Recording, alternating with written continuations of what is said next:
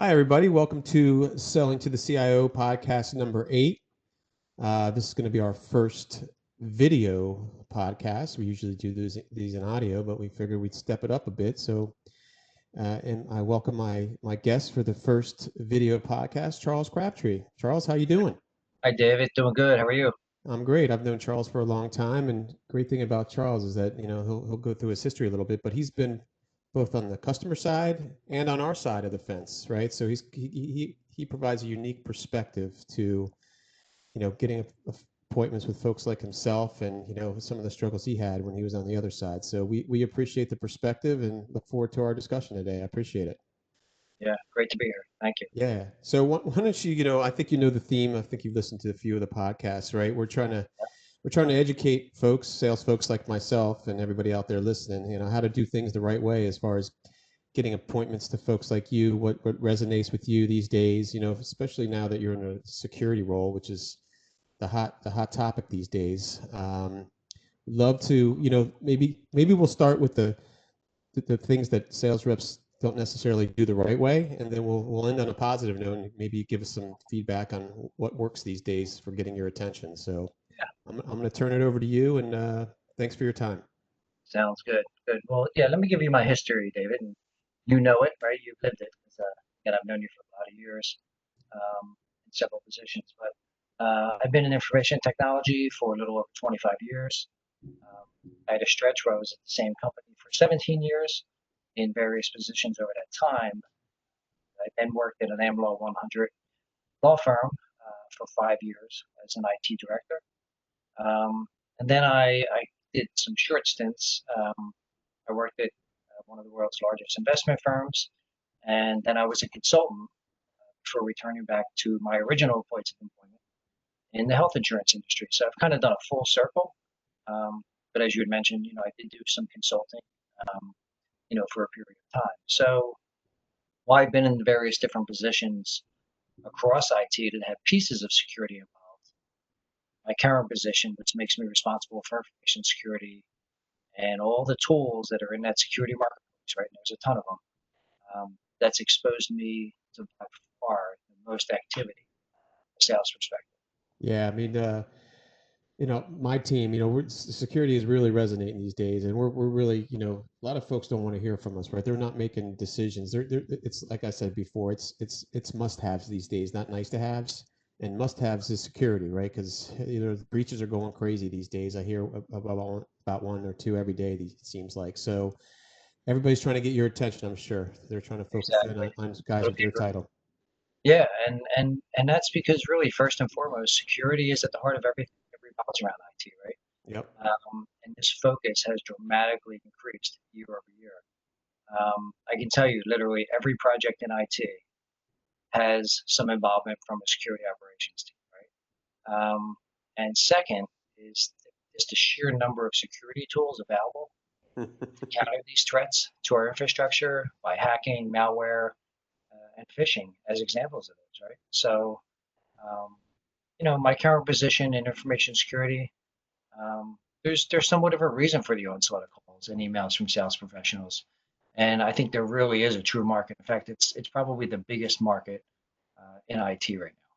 So, the security breaches, you hear about these, you read these in the headlines, um, and they've increased by double digits every year. So these companies are in a way justified in promoting their tools. And I would say they really do want to provide value. Um, but it's the approach to doing that that is so important. Obviously, it's the product they're selling, but there are so many competitors and honestly comparable tools and services in each space that's become critical from a sales perspective to really have the right approach. Yeah. So, yeah, with that being said, I'm sure you get barraged every single day. So, tell me some of the things that really aggravate you, or just make your blood boil from some of these reps that are reaching out to you. Yeah, Because, well, I'd say, let me begin by saying I appreciate what sales professionals do on a daily basis. I really do. Um, During my consultant stint, I was responsible for technical solutions, but also very engaged in the sales cycle, right? So I know the pressure of quarterly goals, the strategic discussions around potential clients, and the sales approach. to take to get their attention and then commit. And I know there's pressure, let's face it, to meet the bottom line, right? Yeah. Um, so if I had to convey my thoughts to salespeople, I would say number one, be patient, right? My overarching theme regarding sales is not now doesn't mean never. Mm, Okay. And what I mean by that is you may have the best tool out there, but there could be many factors that don't make it the right time for my business to proceed. For example, they can include I may not have the budget, right? And we know budgets are tight right now, especially in this period of COVID. Maybe I have other priorities right now that my leadership is deemed more valuable, or I simply have not quite established my requirements or processes in order to better understand what I truly need, right? So quite often, I will get told that a tool will fix everything, right? But yeah. in reality, it's really about the process and how I establish that to go forward to make that tool successful. So I'll often have these conversations with salespeople. I'll always be honest, and I'll let them know if it either is not a good fit, right? And that's usually if I say it's not a good fit at all, that's usually because to be honest, I don't want to hear from them again, right? And I don't want to string people along Yeah. for that. Well, Or I was yeah, gonna say that's appreciated. The transparency. yeah, just be That's honest, all we right? can ask for from customers. Like, Yeah, don't string us along. We appreciate it. Just cut us loose so we can go focus on the next thing, right? Because, like you say, you come from that side of the house for a little while, so exactly. I lived it, and you yeah, appreciate it. Yep, that's awesome. I And know it's and I believe know me, it's we a struggle. appreciate that.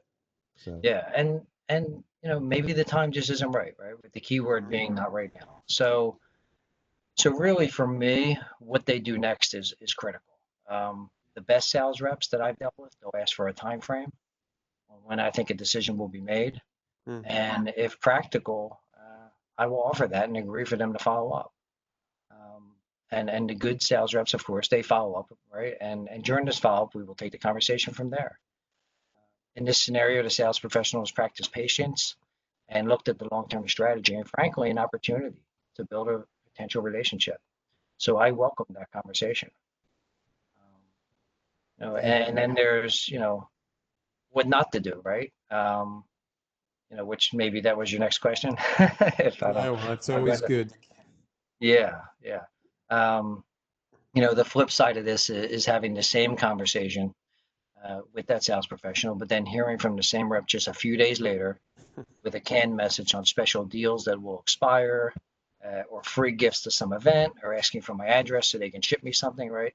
And we hear this often, right? All of the above, to me, really are a complete turnoff, and really will make me avoid this individual going forward. They kind of totally missed my point of the not now doesn't mean never, right? And they immediately tried to lure me in with some special deal, which would simply not cause me to divert from my overall strategy that I just conveyed to them. Um, regarding gifts, this would never be acceptable, at least for me, since I would be conducting business on a potential piece of software or services. So I wouldn't want that to muddy the waters for sure, right? Yeah, that's great feedback. I love that. Not now doesn't mean never. I think that'll be the title of this podcast. The theme of this, yeah, That's yeah, that's a great thing. and I will say that to the reps. I'll be very honest with them and say, listen, just not ready right now. I'm not blowing you off, but this is I usually have roadmaps, right? We have budgets, we have um, strategic roadmaps really laid out, and always thinking ahead of what's next. So I will be honest with them and tell them that. So I know some of those approaches, we talked about what not to do. Some of those approaches may be attractive to some people. My thought has always been that the product and your sales professionalism should stand on its own. And let's say a $25 Amazon gift card or whatever it may be is not really going to change my mind in my strategic approach, right? Yeah, Uh, I think what you said about the patience piece and understanding that, hey, although you may be the ultimate decision maker, you have some work to do internally, right? You got to sell this to some other folks, right? And exactly. arming you with that ammo to make the sale easier is also, I think, a good thing sales professionals can do, right? Helping you build the ROI so you can take it to your leadership and say, hey, this is the reason why we're making this decision, right? So Exactly. that's appreciated, right?